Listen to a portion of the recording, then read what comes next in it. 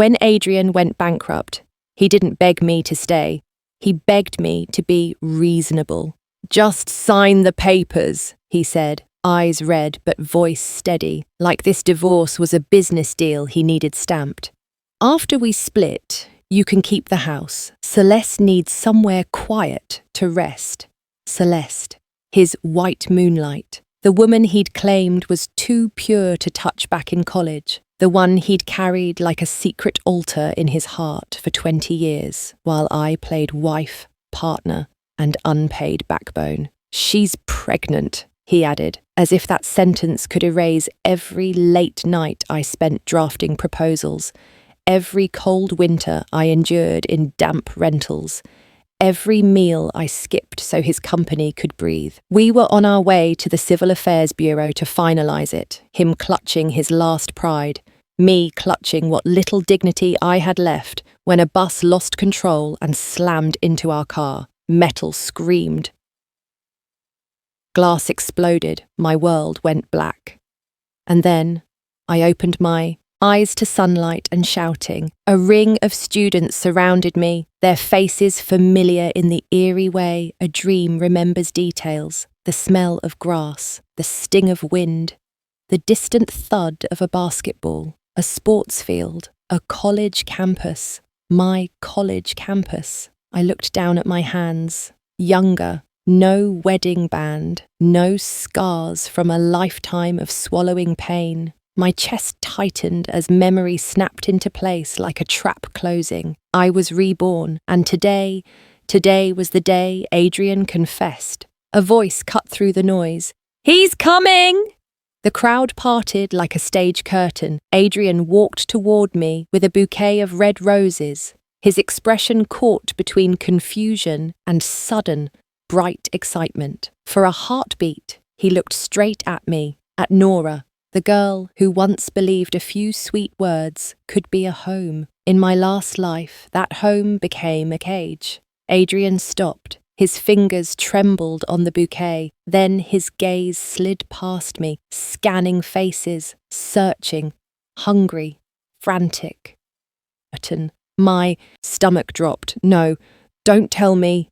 His eyes lit up. He stepped around me as if I was air and strode toward the edge of the crowd. Standing there was Celeste, dressed like she'd stepped out of a glossy magazine, soft curls, red stilettos, a designer bag hanging from her wrist, a smile rehearsed and sweet.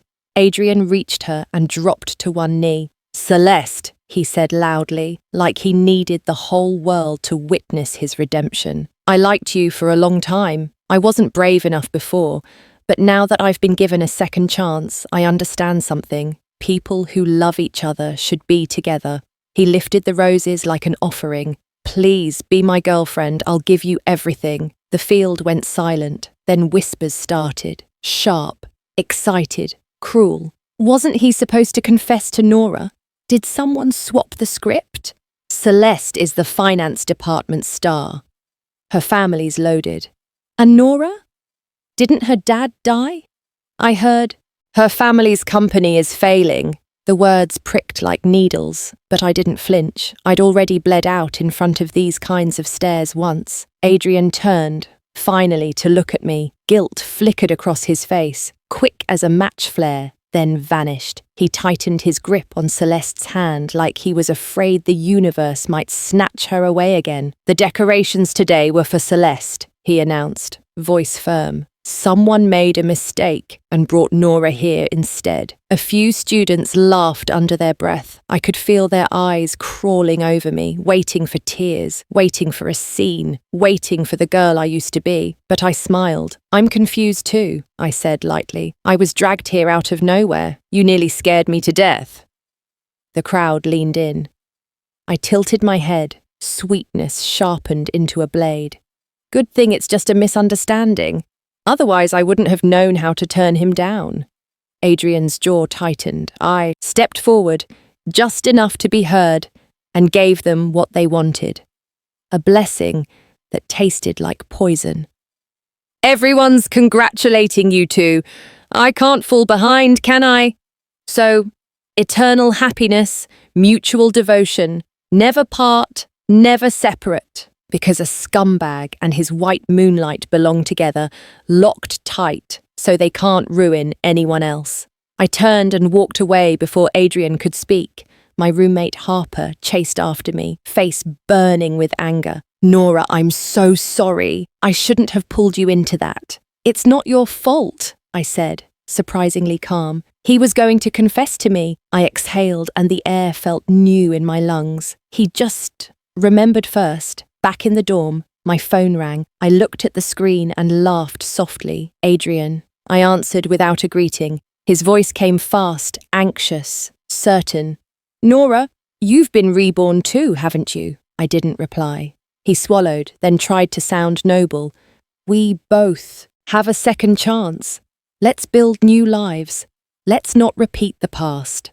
I stared at the blank wall, thinking of 20 years I'd spent building his life while mine disappeared. Then I spoke, voice gentle as a closed door. Don't worry, Adrian, I said. This time, I'm not your past. And I hung up. Already imagining the moment Dr. Julian, the brilliant young scientist I'd once met too late, would step into my story at the exact right time. I thought Adrian was calling to apologize. Of course he wasn't. The moment I picked up, his voice hit my ear like a slap, sharp, self-righteous, already convinced he was the victim. If you're angry, take it out on me, he said, breathless with indignation. But why are you trying to ruin my relationship with Celeste? I stared at my phone for 2 full seconds, then laughed, an honest, helpless laugh, the kind you let out when the universe tells you a joke so stupid it circles back to hilarious. Ruin your relationship, I repeated.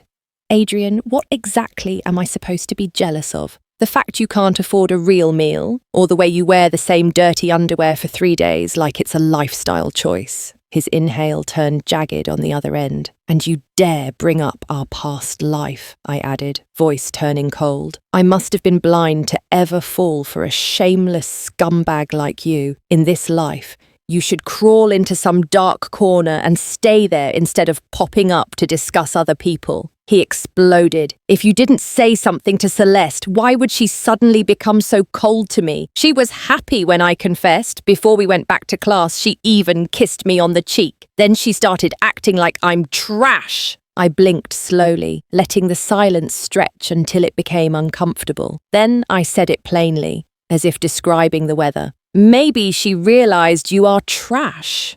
Nora, he barked. How can you talk like that? You cheated, I said, one word at a time. She knowingly got involved with a married man. You two are a perfect match. Nobody is sabotaging you. You're just finally experiencing the consequences of your own personality. His anger shifted into that old, familiar tactic, turning the knife so the handle faced him, insisting he was the one bleeding. I only made the same mistake every man in the world would make, he snapped. What's so unforgivable about it? Then he went for my throat, because that's what men like him do when they can't win the argument. And you, he continued, voice rising, you think you're so perfect, always striving to be the best and expecting me to do the same. All I ever wanted was to come home after work to a wife who spoke gently, with a warm meal waiting. But you pushed me, start a business, work harder, achieve more. If you wanted a better life, why didn't you fight for it yourself? Why did you expect me to create it for you? I went very still. For a moment, his words almost slid under my skin, because in my past life, he'd worn gratitude like a mask. He'd held my hand and promised grand weddings, promised forever, promised he couldn't have done it without me, so hearing this now was like discovering the love letter you framed was actually a bill. I exhaled once, slow and steady. So that's it. What? He demanded. You enjoyed the life I helped build, I said softly, while resenting me for handing it to you. Adrian, you're not just ungrateful, you're a hypocrite. He went quiet. I could practically hear him searching for a new excuse, a new angle. Finally, his voice dropped, lower, almost hoarse. I couldn't breathe under your pressure. I thought about divorcing you, but everyone said I was lucky. They said divorcing you would make me a monster, like I'd committed some unforgivable crime. I felt something inside me settle into place with a clean, final click. So that's what I was to him. Not a partner, not a wife, a burden, a reputation shield, a suffocating standard he wanted to benefit from without paying the emotional price. "Adrian," I said, calm as a judge delivering a verdict. "It's all in the past now. I'm moving on. You should too. From this moment on, we're strangers." I moved my thumb toward the red button. Then he shouted, panicked. "Wait! Hold on! What now?" I asked, already tired. There was a brief hesitation, like even he knew how disgusting he was about to sound. Then he said it anyway. "Transfer me the money for the roses." I froze. "What did you just say?" "The flowers," he repeated, shameless. $521. If you don't send it, I won't have anything to eat next week. For 5 seconds, my brain refused to process the audacity. Then I burst out laughing so hard, tears streamed down my face. My stomach hurt, my chest hurt. It was the kind of laughter that comes from witnessing a man hit rock bottom and still try to charge you rent for standing nearby. "Adrian," I gasped, "did you forget who you gave those roses to? Were you confessing to me? Did you spend that money on me?" "But he stammered. "I bought them for you at first." He seemed to realize how pathetic he sounded and tried to salvage what little dignity he had left. "How about you just send 500, he offered. "Forget the extra 21. Oh, how generous. I wiped my tears, voice sweet with venom. "Why don't you ask the person you gave the flowers to? Go find your goddess, your white moonlight. Celeste." His voice turned sour. "I did. She just looked at me and walked away. She hasn't sent me a single penny." And there it was. The reason Celeste's warmth had evaporated. A man who kneels with roses and stands up with an invoice. A confession with a payment plan. In my past life, I would have transferred the money within minutes, terrified he'd go hungry, terrified he'd suffer, terrified love meant letting him drain me dry. In this life, the frustration I'd carried since my rebirth finally dissolved like salt in water. I smiled into the phone like I was talking to a child. "Maybe she forgot. You should message her again and remind her." He started to speak. I cut him off, dripping with fake concern. "But don't come to me about it again, okay? What if Celeste misunderstands?" Then I ended the call with a cheerful, bright tone, wishing you success and happiness. I genuinely believed that was the end. Even if we crossed paths on campus, I figured we'd become invisible to each other, like two strangers who'd once shared a wrong turn and nothing more. But a week later, on the path back to my dorm, Adrian stepped into my way. He wore an awkward smile, the kind men wear when they're about to ask for something they don't deserve. "Nora," he said, voice forced. "Can we talk?" People were passing by. If anyone saw us arguing, rumours would light up the campus forum within hours. So I followed him because I refused to give him the satisfaction of making me look dramatic. He led me to a cheap fast food place off campus. I ordered an iced coffee and stirred the melting cubes with my straw, eyes flat. "I already told you, whatever happens between you and Celeste is none of my business. You don't need to warn me again." Adrian frowned at my drink like it offended him. "Why did you only pay for your own coffee?" I didn't even blink. "Because it's mine." His face twitched. Then he leaned forward, lowering his voice like he was proposing something reasonable. "I need you to pay off my credit card." For a second, I almost reached out to touch his forehead, to see if he'd developed a fever or lost his mind completely. Then I remembered, entitlement is not an illness. It's a personality. "Why should I help you?" I asked. honestly curious.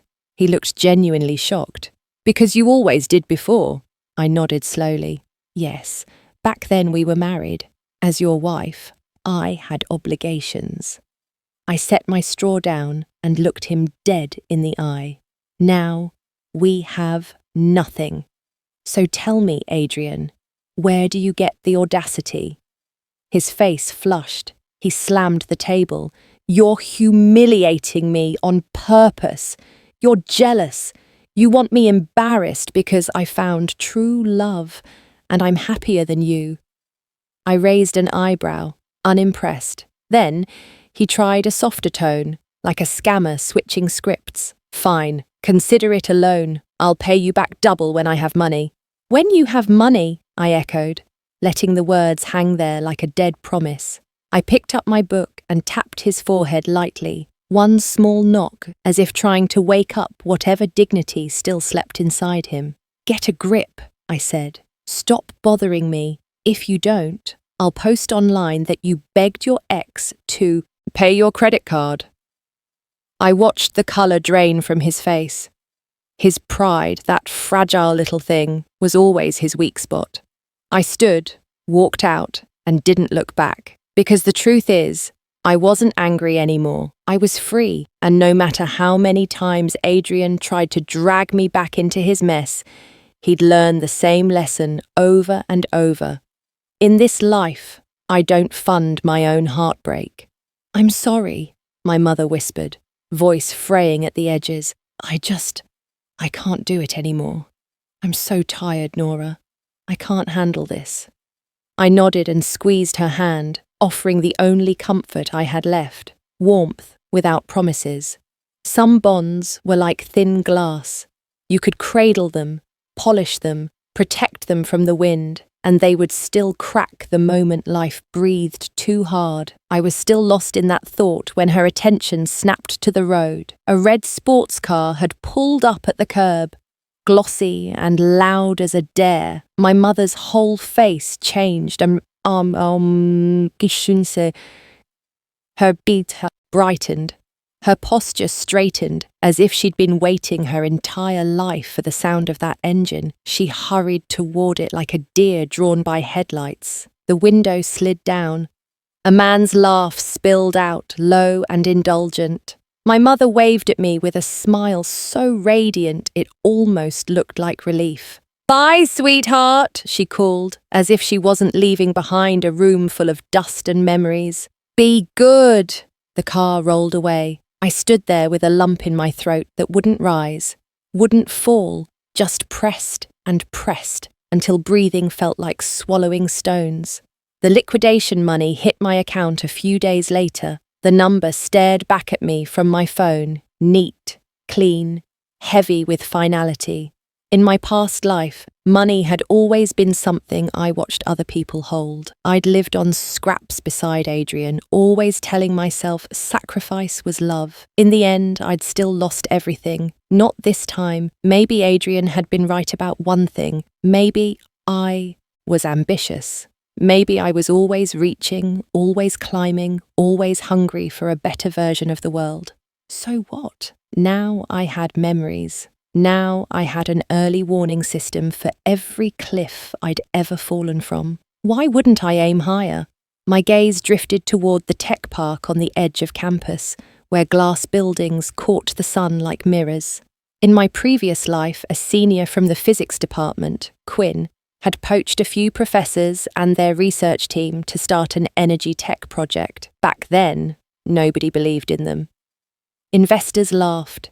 Equipment bills piled up. They'd been one bad week away from collapse. Then, a few years later, the project detonated into the market like a star going supernova.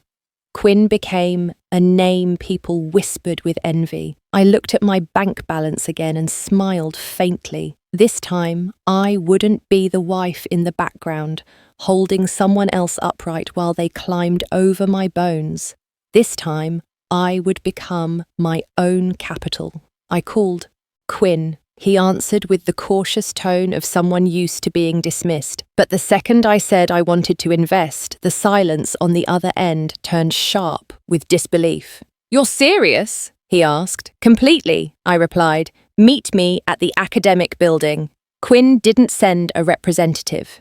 He came personally, leading his entire team like he was welcoming royalty. If Adrian's campus confession had been theatre, this was a full-blown coronation. Students in lab coats were practically vibrating with excitement, eyes glittering like I was a miracle in human form. One of them whispered, "That's her. That's the investor." Another murmured, "She's young." Quinn snapped his fingers. "Behave," he scolded, glaring at them like an angry parent. "If you scare her off, I'll throw all of you into the gutter." They straightened instantly. He walked me through prototypes and diagrams, past half-built rigs and tangled cables. Their project smelled like hot metal, ink, and sleepless nights. It was messy, it was raw, it was alive. After the tour, Quinn rubbed the back of his neck, anxiety leaking through his composure. "We still have technical challenges," he admitted. "A lot, but give us 3 years, no, 2 or 3, and we'll grow this into something big. I swear we won't let you down." I had my past life memories, which meant I had something better than faith. I had certainty. "I believe you," I said. I invested immediately, keeping only enough for tuition and living expenses for the next 2.5 years. Everything else went to Quinn. The look in his eyes wasn't just gratitude. It was the look of a drowning man being pulled above water. He placed his right hand over his heart and bowed slightly. "This isn't just money," he said, voice tight. "It's my dream, a selfish one, dragging everyone with me into uncharted waters. Until today, I was about to give up." I cut him off with a playful smile and a wink. "Then don't give up. And when you make it big, make me a lot of money too." Quinn's face turned red so fast it was almost comical. On the way back to my dorm, I ran straight into chaos.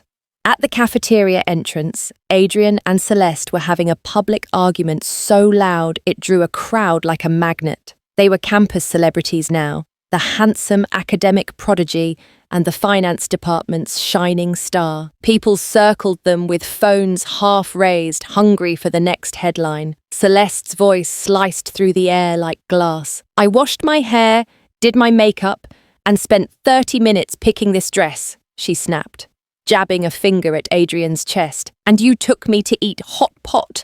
Are you looking down on me, or do you think I'm only worthy of eating garbage?" Adrian blinked, genuinely baffled. "What's wrong with hot pot? It's delicious." I had to bite the inside of my cheek to keep from laughing. In my past life, Adrian and I ate hot pot almost every day because it was cheap. Sometimes we packed leftover broth and dipped bread in it for dinner. I used to hold him close and tell him I loved it because I didn't want him to feel small. He would nod, looking touched, while quietly stealing the only piece of sausage from my bowl. Not every woman could survive those days with him. Not every woman would romanticize poverty just to protect his pride. Celeste wasn't me. Adrian's face flushed as he tried to drag her away. "Don't make a scene," he hissed. "I'm just short on money right now. Once I start making money, you can eat whatever you want." Celeste shook off his hand like he was dirt. "If you don't have money, go earn it," she snapped. "Falling in love with no money, what a joke. Dating costs money, Adrian. You can't just walk in the park every date." The crowd buzzed. Then Celeste turned, eyes bright with cruel amusement. "You all be the judge, bitch." "Bitch," she announced. "Last night he took his roommates out to dinner, spent over $100, then called me after midnight to ask me to pay the bill." Adrian's face turned beet red. Celeste continued, voice rising, each word a slap. "We've been dating a month. Aside from the roses at his confession, he's given me nothing decent, and now he wants me to cover a barbecue bill in the middle of the night." Murmurs exploded around them. Adrian stammered, "I paid it myself." "And you still insisted we split every meal," Celeste added. tilting her chin. I can't even eat dinner without splitting the cost. Adrian stared at her like she'd started speaking another language. What's wrong with splitting the bill? Celeste smiled. Cold, elegant, lethal. Splitting isn't the problem. The problem is, if I'm paying half of everything and getting nothing in return, why am I dating you? I can live beautifully without you dragging down my quality of life. He protested, desperate. Other girls are fine with splitting. Because I'm not other girls, Celeste said sweetly. Go find one of them. And then, with a final flick of her hair, she delivered the death sentence. If you can't handle it, she said, let's break up. The crowd erupted into debate, half mocking Adrian, half arguing about money and love and fairness. Adrian's shoulders sagged, his voice softened into pleading. Celeste, don't. My scholarship is coming soon. I'll buy you the lipstick you like. I turned my head to hide my grin. I'd heard those promises in every form. Bigger house, better life, future repayment, grand wedding. Not one had ever come true, and as I walked away, I couldn't help wondering if I wasn't the one he could drain anymore. Who would Adrian try to feed on next? After the new year, Quinn invited me to visit the tech park to see their progress. When I arrived at the entrance, I unexpectedly ran into Adrian. He was holding a resume, fixing his hair in a pocket mirror like he was about to walk onto a stage. The second he saw me, his hand jolted. The mirror slipped from his fingers and shattered against the pavement. He stared at the broken glass, then at me, unease flickering across his face. Nora, he demanded, voice tight. What are you doing here? He squinted, suspicion sharpening into hostility. Don't tell me you're here for the interview too. Then he lifted his chin, summoning that arrogant shine he wore like armor. This place only hires elite talent, he said coldly. I was top of my province. My grades are still among the best. With me here, you don't stand a chance. He stepped closer, blocking my path like he owned the air. You'd better leave. I hadn't expected Adrian to show up at the tech park for an interview, but the moment I saw him by the entrance, resume in hand, hair carefully fixed, posture straight, like he was about to walk into a destiny he'd already rehearsed, I understood exactly what he was doing. He wasn't here because he had talent. He was here because he had memories. Ignoring him, I walked past without slowing down. He immediately fell into step beside me, voice strained with that familiar blend of urgency and entitlement, like my footsteps were an insult to his plan. This place isn't for just anyone, he said quickly. Even if you know some things, you don't stand a chance. You can't just barge in because you saw me here. I didn't answer. Adrian's breath hitched. Nora, listen. I kept walking, his tone sharpened, guilt leaking through despite his arrogance. Go back. This isn't a place for you. He reached out and grabbed my wrist. His grip was too tight. The sudden pain shooting up my arm like a warning bell, my eyes narrowed. If you keep doing this, he hissed, leaning in close, voice low and ugly. And if I do, I cut in, calm as ice. He opened his mouth, but before he could spit out the threat, a large hand wrapped around my waist and pulled me back, firm, protective, immediate. Another hand shoved Adrian away so hard he staggered, nearly losing his balance. Adrian whirled around, fury blazing on his face, until he saw who it was. Quinn. The fire in Adrian's eyes went out like a candle drowned in water. Quinn, he stammered, instantly polite, instantly smaller. Hello? I'm Adrian, a junior in computer science. I'm here to interview. I have lots of ideas for the park's development, and I hope to... Quinn didn't even look at him. He turned to me instead, lifted my reddening wrist gently, and brought it close to his lips. Then, absurdly, tenderly, He blew on the irritated skin as if soothing a burn. My heart skipped once, hard. Adrian's eyes widened like he'd witnessed blasphemy. Quinn's gaze flicked up, cold and sharp, pinning Adrian in place for one silent second. Then he guided me inside like Adrian wasn't worth the air he'd wasted. As we walked through the tech park, Quinn asked questions and I answered, sharing what I remembered from the previous life about the park's growth curve. The early funding choke points, the talent poaching that would later backfire, and the specific partnership that looked golden but would rot at the contract stage. Quinn listened without interrupting, and the way he looked at me changed slowly, like admiration was rearranging itself into something warmer, deeper, more personal. It made guilt twist faintly in my stomach. Those insights weren't mine. They were his, earned through sleepless nights and relentless failure and stubborn, brilliant hope. I was stealing tomorrow's trophies and presenting them as my own. But Quinn only smiled like I was being modest, as if my reluctance was proof of character. His appreciation grew so strong it almost made me want to confess the truth. Then, near the office building, we saw a commotion. Someone was escorting Adrian out. He was clinging to the staff member's arm like a drowning man grabbing driftwood. "Please take another look at my resume," he begged loudly. "I was top scorer in my province. I had a scholarship. I'm exceptional. If you hire me, I'll bring unimaginable wealth to the park." The staff member tried to pull free, patience thinning. "Just go back and wait for a response, okay? You're a junior. Focus on your studies." The message was clear. Adrian had been rejected. Still, he refused to let go, eyes wild, voice cracking into desperation.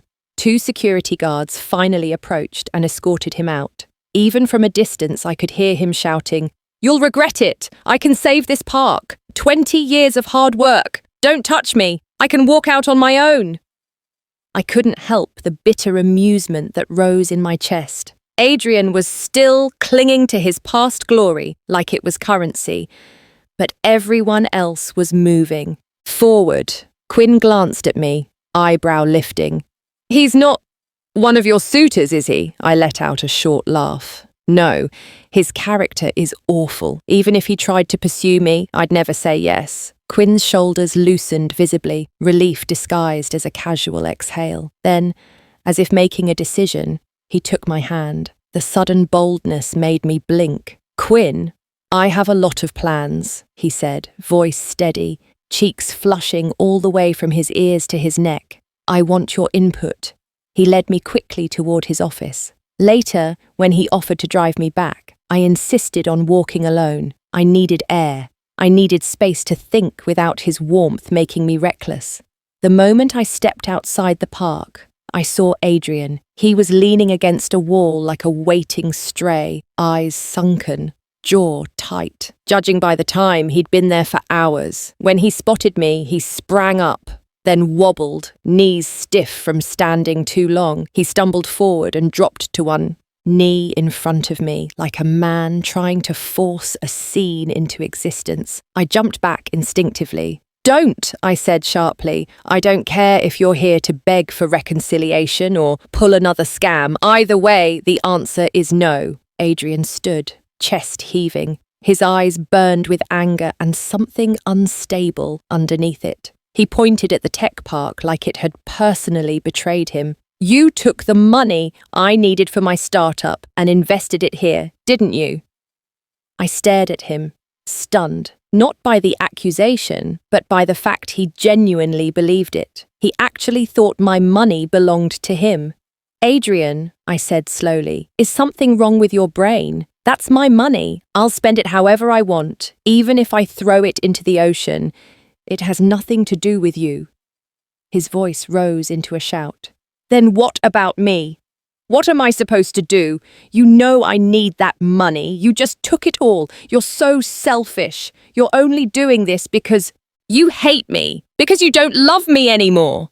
I watched him, cold settling over my face like frost. He was losing his grip on reality, and still he kept going.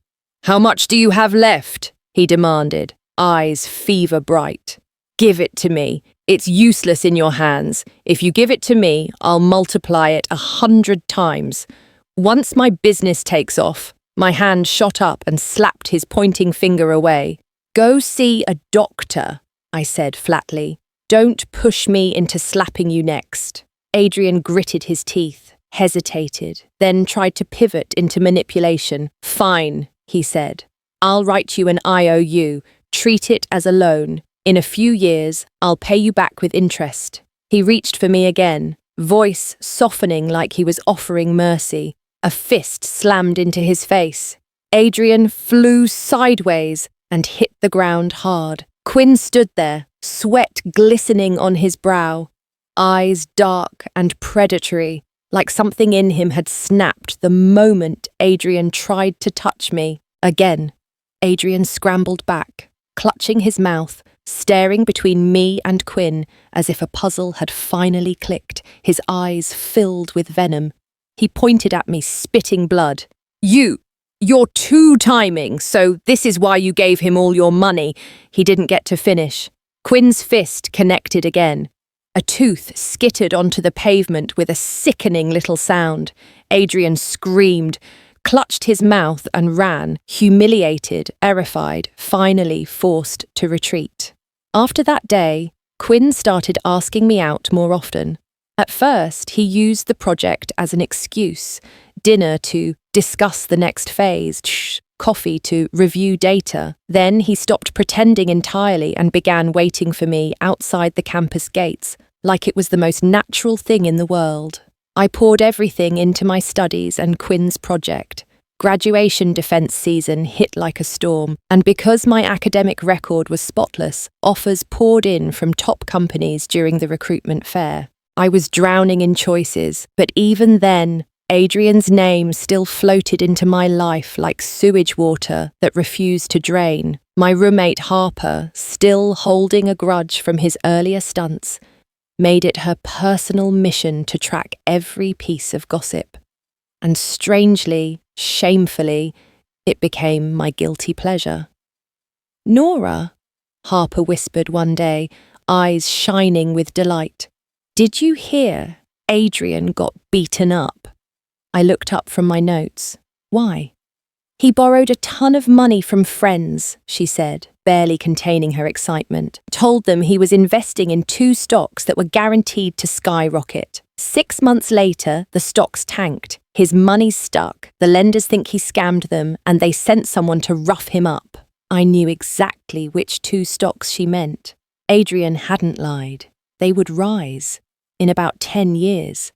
Did he pay them back? I asked. Harper nodded. He took out online loans and scraped together enough. But get this, he asked Celeste for money. I snorted softly. Harper grinned wider. She refused, threatened to break up, and apparently they've already broken up 3 times this month. And it's only the beginning of the month. As she spoke, my phone buzzed with another call from an unknown number. I didn't even hesitate. Block. My blocked list was practically overflowing with Adrian's numbers, like he thought a new SIM card could rewrite the boundaries I'd carved into stone. I didn't have time for him, not now, not ever, because the future was already knocking, and this time I was the one choosing which door to open. By the time the campus recruitment fair rolled around, Quinn was no longer just a senior with a wild idea. The tech park he led had become a key city development project, featured in local news, praised in policy meetings, discussed by professors like it was the future arriving early. When he appeared at the event, the entire room shifted, recruiters straightened, students whispered, even the faculty looked a little too eager. But Quinn wasn't there for the spotlight. He was there for me. He moved through the crowd with that quiet confidence of a man who had survived the hard part, eyes scanning, steps steady, expression softening the moment he spotted me. Under the guise of recruitment, he'd come to invite me to dinner. Before he could reach me, someone stepped into his path like a practiced interruption. Celeste. She held her resume with both hands, posture perfect, smile bright and suggestive. She flipped her hair just enough to reveal her neck, as if her skin itself was a qualification. "Quinn," she purred, eyes shining. "Could you take a look at my resume?" She leaned closer, chest subtly forward. "I'd like to apply to be your personal secretary. Do you think I'm qualified?" The gentle smile Quinn had worn a second ago disappeared. His gaze turned flat and cold. "Recruitment is already complete." Celeste's pout was almost cute, if you didn't know it was calculated. She tilted her head, voice sugary. "Come on, I didn't even see any notices. When did you fill all the positions?" "Just now," Quinn replied. Then, without another glance, he sidestepped her outstretched hand and jogged straight to me like the rest of the world didn't exist. If Celeste had been trying to look like a goddess, Quinn had just turned her into background noise. After the event ended, Quinn went to get his car while I waited outside. That's when Celeste appeared again, blocking my path with the confidence of someone who'd never been told no and believed the universe owed her compensation for the inconvenience. She looked me up and down, sneer curling her lips. "You and Adrian have some kind of secret, don't you?" Her eyes glittered with suspicion and contempt. "He's been looking for you constantly lately." Then she smiled, like she was offering me a deal. "How about this? I'll let you have Adrian, and you give me Quinn in return." I stared at her. She kept going as if generosity made her noble. "If you think it's unfair, I can compensate you. I heard your dad died, your mum remarried, and you're basically an orphan now. Life must be hard, huh?" It hit me then. Spending too much time near stupidity could make you stupid too. Her logic was so absurd I didn't even bother defending myself. Explaining would only make me sound guilty. Instead, I smiled. "You're awfully generous," I said lightly. "I wonder how Adrian would feel if he heard you offering to let me have him." Celeste didn't catch the knife hidden in my tone. She lifted her luxury handbag and twirled, showing off her designer miniskirt with its loud logo. Then she pointed at my plain, logoless t-shirt like it was a crime. "You're not worthy," she sneered. I opened my mouth to respond, then noticed a figure approaching behind her. My smile deepened. "If you've already set your sights on another man," I said playfully, eyes flicking past her shoulder. "What about Adrian? He loves you so much and treats you so well." Celeste burst into sharp laughter. "Loves me, please, all talk, no action."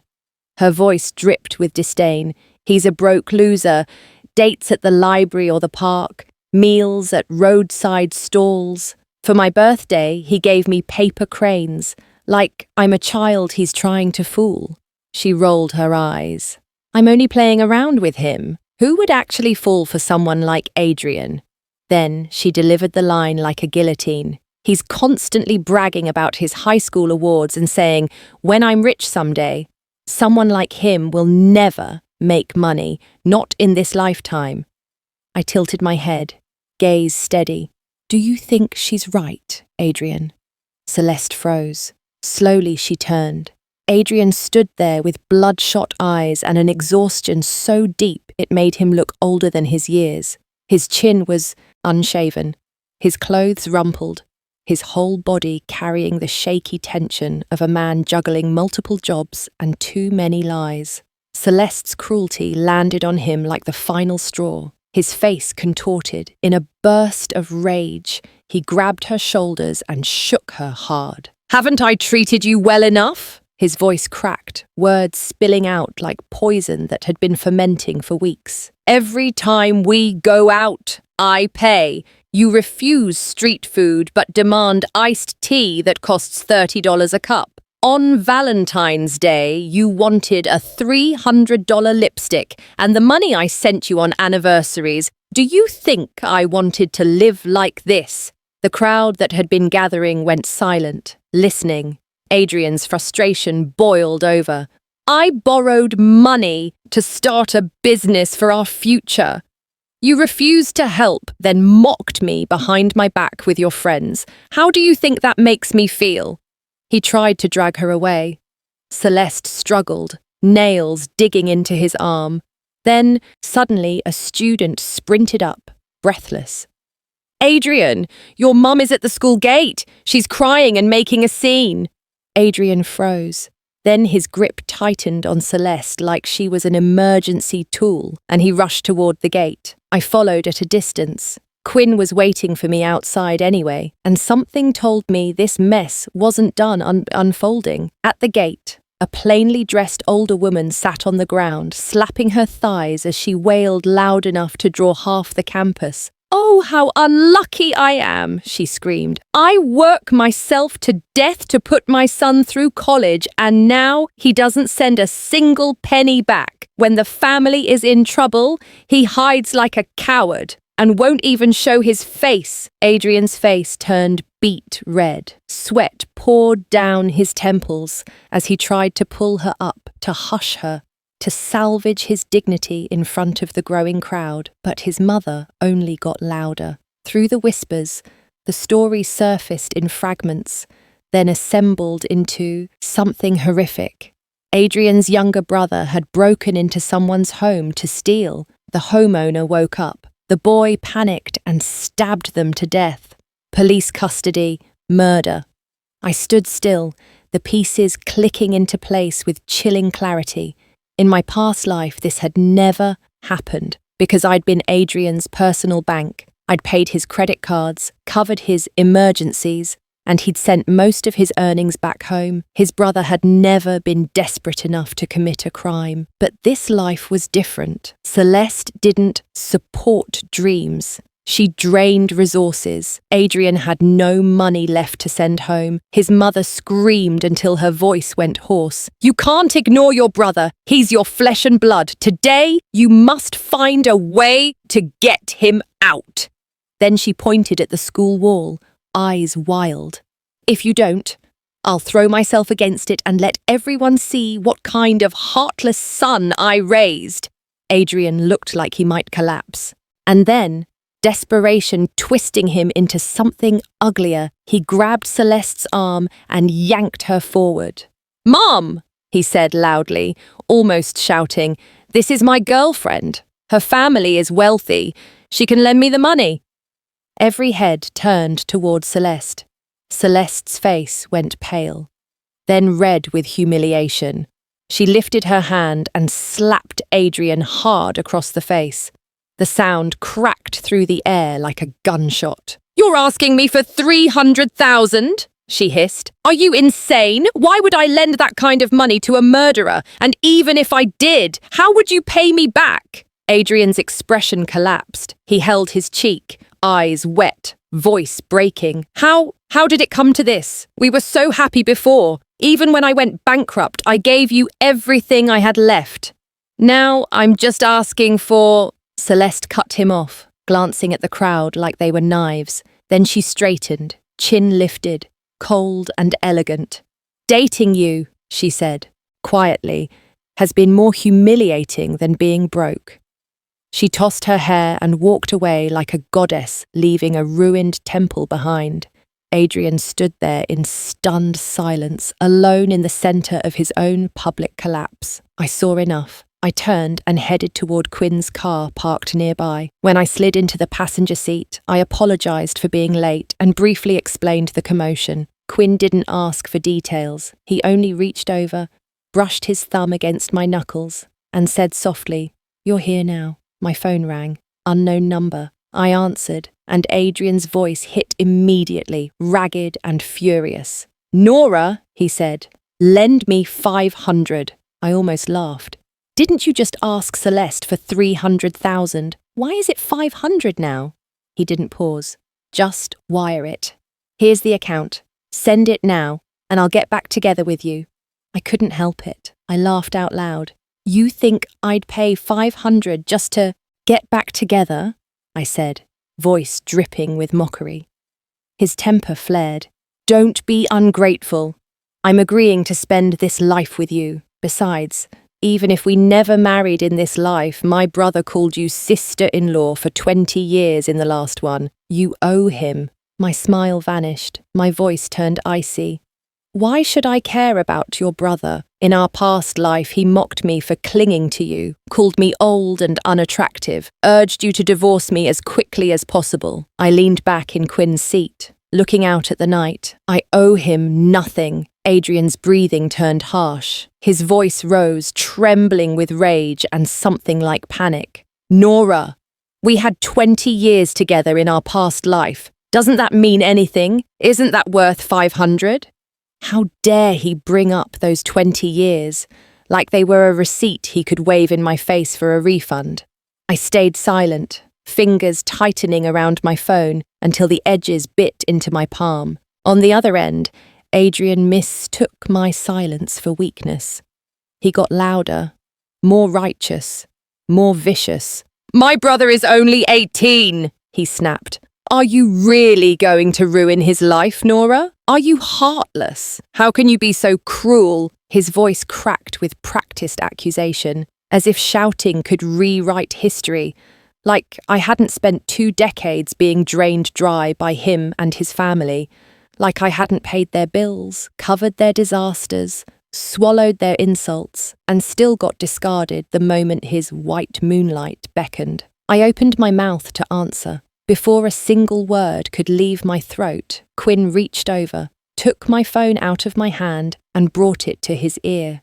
His voice was low, dangerously calm, the kind of calm that comes right before something breaks. "Get lost." 2 words, but they landed like a door slamming shut on a lifetime. The line went dead. Quinn handed the phone back to me, then laced his fingers through mine like he was anchoring me to the present. For a moment, I could only stare at him, my heartbeat still racing with anger that had nowhere to go. From that day on, I didn't see Adrian again, not for a long time.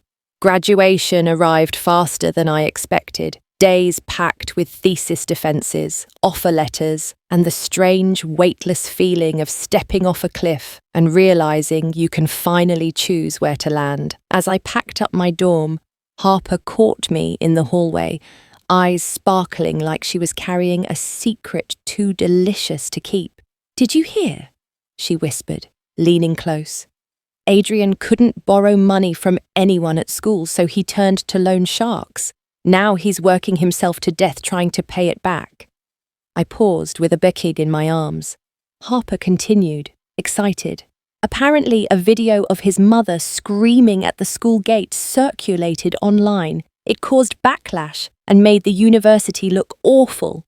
So the administration withheld his diploma. I blinked. "They withheld it?"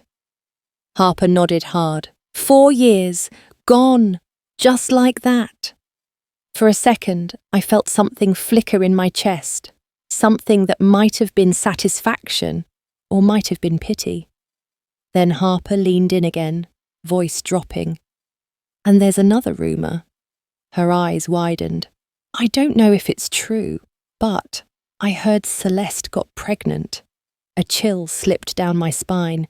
In my past life, Celeste's pregnancy was the knife Adrian used to carve me out of his life. I hadn't expected that thread of fate to reappear. Different timeline, same poison, Harper added, almost gleefully. "She went to the hospital and terminated it." I exhaled slowly. "With Adrian's situation," Harper shrugged, "she wouldn't want a child tied to a man, drowning in debt and humiliation."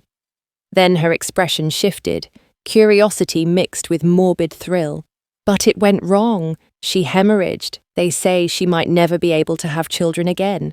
I stared at the wall. For a moment, feeling the strange balance of the universe settle into place. Fate didn't forgive. It didn't comfort. It just corrected.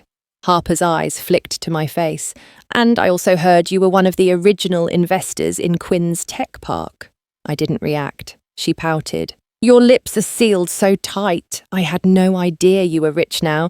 Sponsor me, please." I finally laughed and promised to buy her dinner, and only then did she let it go. The day I left campus, arms full of boxes and the last pieces of my old life, the sky was a soft, indifferent blue, and then I saw him. Adrian stood near the gate, like a shadow someone forgot to erase, shoulders slumped, hair unkempt, face carved with exhaustion. His clothes were stained and a sour odour clung to him, the scent of sweat and desperation. When his eyes met mine, something twisted in his expression, sorrow and resentment tangled together like weeds. "Nora," he rasped. His lips were cracked, trembling. I didn't expect Celeste to be that kind of woman." I kept walking. He stepped into my path. "She killed our child," he said, voice breaking, "just because I had no money. And then she had the nerve to sue me for damages." "I don't care," I said flatly, trying to step around him. He moved with me, blocking again, panic rising. "Nora, please. I'm sorry. I was wrong. Give me another chance." His eyes were red. His voice turned desperate, the way it used to when he wanted something from me. "Let's start over," he begged. "We'll get married, rebuild everything. Fresh. I swear I'll never—" I raised my left hand. The diamond on my finger caught the sun and threw it back like a blade. Adrian froze mid-sentence, staring at the ring as if it had punched him. "I'm engaged," I said calmly, "to Quinn." His knees seemed to soften.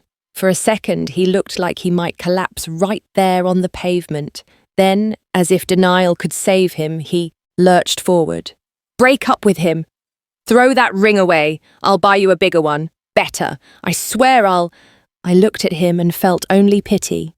"You still don't understand," I said softly. "When you cheated in our past life, you sealed our fate." His breath hitched. "I never stopped you from chasing your true love," I continued. "I never tried to trap you. You chose that life, so why are you regretting it now?" Adrian let out a bitter laugh, hollow and broken. "True love?" he spat. "Celeste was only with me for my money. She never loved me." His eyes locked onto mine with a desperate intensity that almost looked like devotion. "The only one who ever did was you." He stepped closer, voice trembling. "Nora, I know you still love me. Let's get married. Go back to how things were. I swear I'll never let you down again." He swallowed hard, then added, frantic, "If you want, I'll propose right here, at the school gate, in front of everyone.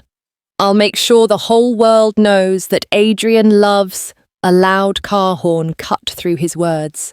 A black Bentley rolled up like a verdict. Quinn stepped out, calm and commanding, suit crisp, gaze steady. He didn't look at Adrian first. He looked at me like checking whether I was okay. Then he took the boxes from my hands, placed them in the trunk, and closed it with gentle finality. Quinn turned to me with a small smile, the kind that made the world feel quieter. "I'm sorry I'm late," he said. "Ready?" I nodded. As I moved toward the car, I glanced back once. Adrian stood frozen, mouth open, eyes glued to my ring, like it was the last thing he'd ever lose. Quinn lifted his hand in a polite, almost bored wave, then looked at Adrian with cool finality.